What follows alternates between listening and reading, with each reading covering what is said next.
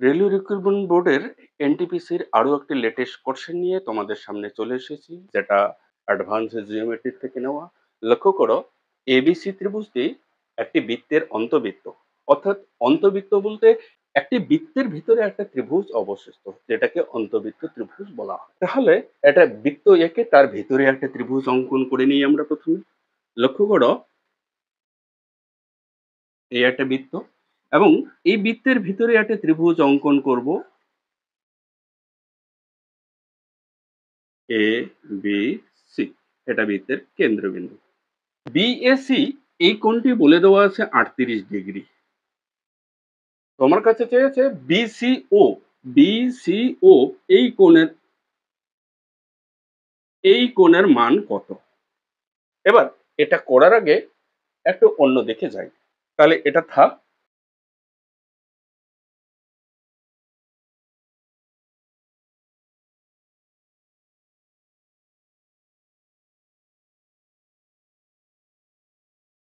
আমি সেই বৃত্তটি আঁকলাম এবং ত্রিভুজের জাস্ট ভূমিটিকে এঁকে নিলাম প্রথমে।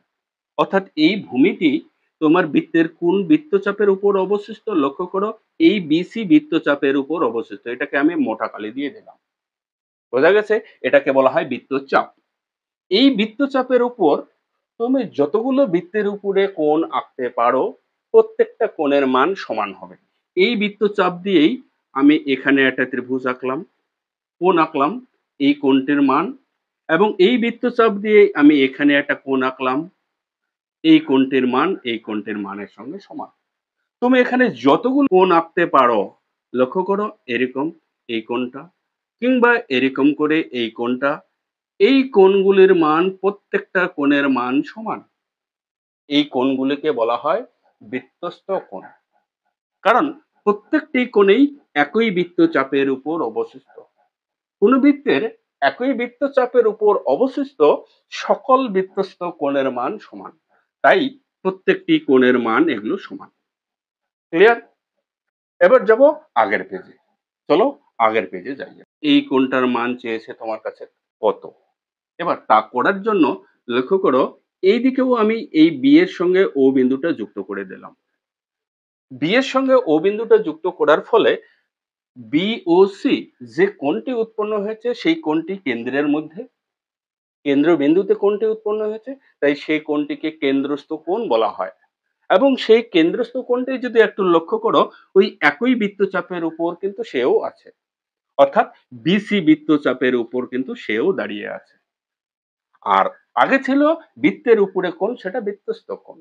আর আমরা জানি যে একই বৃত্তচাপের উপর কেন্দ্রস্থ কোণ ওই বৃত্তস্থ কোণের দ্বিগুণ হয়।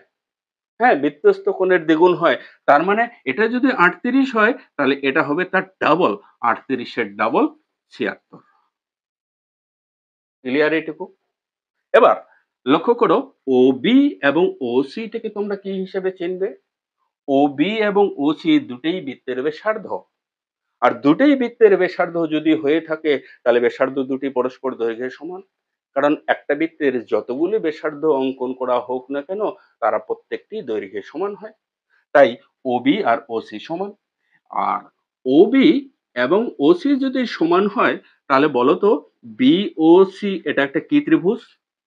সমদ্বিবাহু ত্রিভুজ, তাই তো? দুটি বাহু যার সমান তাকেই তো আমরা সমদ্বিবাহু ত্রিভুজ বলি। সমদ্বিবাহু ত্রিভুজের দুটি বাহু সমান হলে তার দুটি কোণ সমান হয়। তিনটি বাহু সমান হলে তিনটি কোণ সমান হয়। তিনটি বাহুই যদি অসমান, তাহলে তিনটি কোণও অসমান। এই তো ত্রিভুজের ধর্ম ছিল। তাহলে এই ত্রিভুজের দুটি বাহু যেহেতু সমান, দুটি কোণ সমান। কোন দুটি কোণ সমান? সমান বাহুদ্বয় দিয়ে যে দুটি কোণ উৎপন্ন হচ্ছে, সেই কোণ দুটি সমান। তার মানে এই কোণ আর এই কোণ সমান। ক্লিয়ার? এই কোণ যদি আমি থিটা ধরে নেই, এই কোণটাও তার মানে থিটা। তাহলে 76, এই কোণ থিটা আর এই কোণ থিটা। একটা ত্রিভুজের তিনটি কোণের যোগফল আমরা জানি 180। তার মানে 76 প্লাস থিটা প্লাস থিটা সমান সমান 180। এবার থিটা থিটা প্লাস করলে 2 থিটা, আর 76 ওপাশে নিয়ে যেয়ে 180-র সঙ্গে বিয়োগ করে দেই। তাহলে 76 বিয়োগ 180 বিয়োগ 76 মানে কত? 104। তাই তো? এবার 2 থিটার মান 104 হলে থিটার মান কত? ১০৪ কে ২ দিয়ে ভাগ করে দাও ৫২। তার মানে থিটা ইকুয়ালস টু কত? ৫২ ডিগ্রি। তাহলে এই কোণটির মান তোমার কত? ৫২ ডিগ্রি। বোঝা গেছে? ভিডিওটি ভালো লাগলো? ভিডিওটি ভালো লেগে থাকলে লাইক করতে ভুলবে না। আর ম্যাথ টার্গেট ইউটিউব চ্যানেলের এই ফেসবুক পেজটি ফলো করতে ভুলবে না। রেলওয়ে রিক্রুটমেন্ট বোর্ডের এনটিপিসির আরো একটি লেটেস্ট কোশ্চেন অ্যাডভান্স জিওমেট্রি থেকে নেওয়া হয়েছে। কোশ্চেনে বলা আছে ত্রিভুজ এবিসি এর বিসি বাহুর সঙ্গে ডিই বাহু সমান্তরাল। তার মানে প্রথমত একটা ত্রিভুজ এঁকে নেওয়া যাক, বাকিটুকু পরে পড়ছি।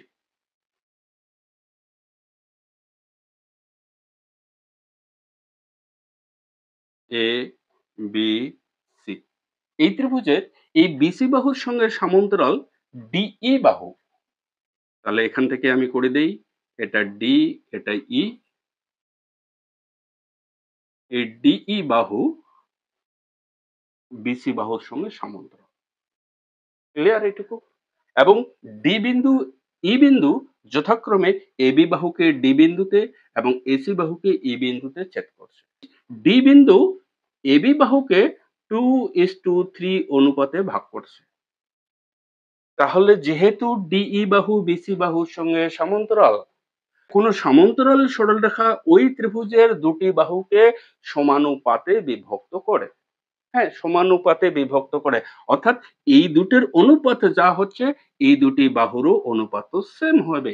একই অনুপাত হলেই তো আমরা সমানুপাত বলি। ক্লিয়ার? এবার তোমার প্রশ্নে বলা আছে বিডিইসি এই ট্রাপিজিয়ামের ক্ষেত্রফল 63। কিন্তু ওরা তো বলে দিছে 63 বর্গ সেন্টিমিটার। তুমি এই ট্রাপিজিয়ামের ক্ষেত্রফল কিভাবে বের করবে?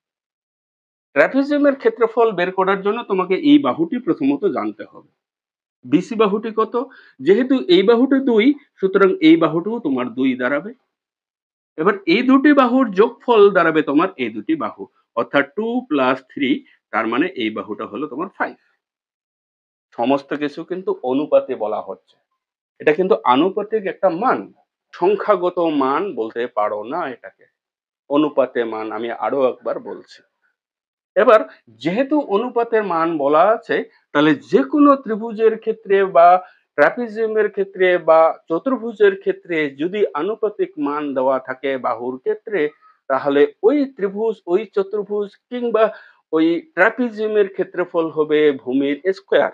যেহেতু ভূমির মান অনুপাতে দেওয়া আছে, তাই ত্রিভুজ এবিসি এর ক্ষেত্রফল, বলো, ত্রিভুজ এবিসি এর ভূমি কত?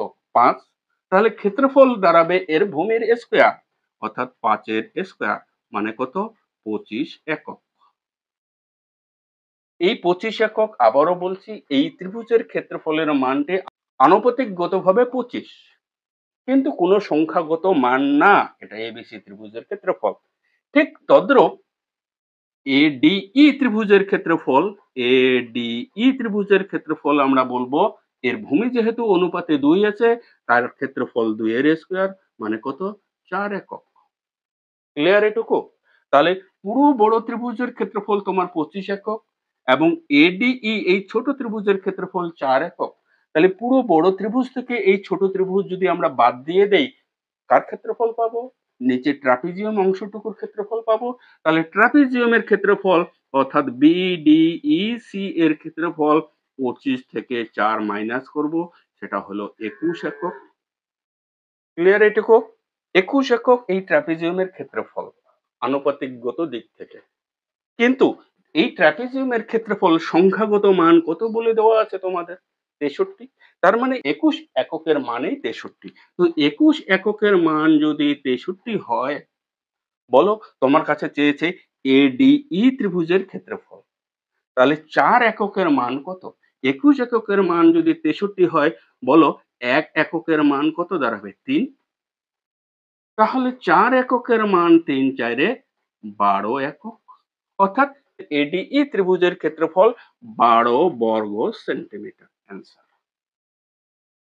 বুঝতে পারলে? ভালো লাগলো? যদি ভালো লাগে থাকে ভিডিওটিতে লাইক করতে ভুলবেন না। এনটিপিসির রেলওয়ে রিক্রুটমেন্ট বোর্ডের আরো একটি নতুন অঙ্ক নিয়ে লক্ষ্য করো, 34 সেন্টিমিটার ও 18 সেন্টিমিটার বাহু বিশিষ্ট একটি আয়তক্ষেত্রের পরিসীমা একটি রম্বসের পরিসীমার সমান। রম্বসের একটি কোণ 120 ডিগ্রি হলে ওই রম্বসের ক্ষেত্রফল কত? এখানে তাহলে প্রথমেই একটা আমরা আয়তক্ষেত্র এঁকে নেই, লাইক দিস আয়তক্ষেত্র। এটা 34 সেন্টিমিটার, এটা 18 সেন্টিমিটার। আর একটা রম্বস আছে, এই যে রম্বস, এই রম্বসের পরিসীমা আর এই আয়তক্ষেত্রের পরিসীমার সঙ্গে সমান। তাহলে বলো এর পরিসীমা আমরা প্রথমে আগে জেনে নেই। তাহলে আয়তক্ষেত্রের পরিসীমা আমরা জানি 2 ইন্টু দৈর্ঘ্য যোগ প্রস্থ, তাহলে 34 যোগ 18। 34 আর 18 যোগ করলে 8 4 12, 3 4 5 52 সেন্টিমিটার, তার মানে 104 সেন্টিমিটার। তাহলে আয়তক্ষেত্রের পরিসীমা যদি 104 হয়ে থাকে, রম্বসেরও পরিসীমাও নিশ্চয়ই 104। বোঝা গেছে এইটুকু? তাহলে 104 যদি এর পরিসীমা হয়ে থাকে, তাহলে এর এক একটি বাহুর দৈর্ঘ্য কত? যেহেতু রম্বসের প্রতিটি বাহুই সমান, তাই এক একটি বাহু হবে 104 কে আমরা 4 দিয়ে ভাগ করে দেব, সেটা 26 সেন্টিমিটার। তার মানে এটা 26, এটা 26, প্রতিটি বাহুই 26। আর বলা আছে রম্বসের একটি কোণ 120 ডিগ্রি। নিশ্চয়ই তোমরা দেখেই বুঝতে পারছো যে এই কোণটা 120 ডিগ্রি হতে পারে না, কারণ 120 ডিগ্রি একটি স্থূল কোণ, যেহেতু 90 ডিগ্রির থেকে বেশি। তাহলে এই কোণটি হতে পারে 120 ডিগ্রি, 120। আর আমরা জানি পাশাপাশি দুটি কোণের যোগফল 180 ডিগ্রি হয়। সে যে কোনো চতুর্ভুজের পাশাপাশি দুটি কোণ, যেটাকে সন্নিহিত কোণ বলা হয়। তাহলে 120-র পাশে কোনটা? এটা, কিংবা 120-র পাশে এটা। তাহলে এই 120-র পাশে যদি আমি এটাকে ধরে নেই, তাহলে এটা 120 হলে এই কোণটি হয়ে যাবে তোমার 60। ক্লিয়ার? রম্বসের ক্ষেত্রফল বের করতে বলছে। আর রম্বসের ক্ষেত্রফলের সূত্র হলো হাফ ইন্টু কর্ণদ্বয়ের গুণফল। কর্ণদ্বয়ের দৈর্ঘ্য তুমি যদি বের করতে পারো, তবেই তুমি রম্বসের ক্ষেত্রফল বের করতে পারবে।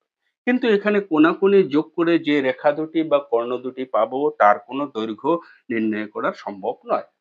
তাহলে এই রম্বসের ক্ষেত্রফল আমরা কিভাবে করব?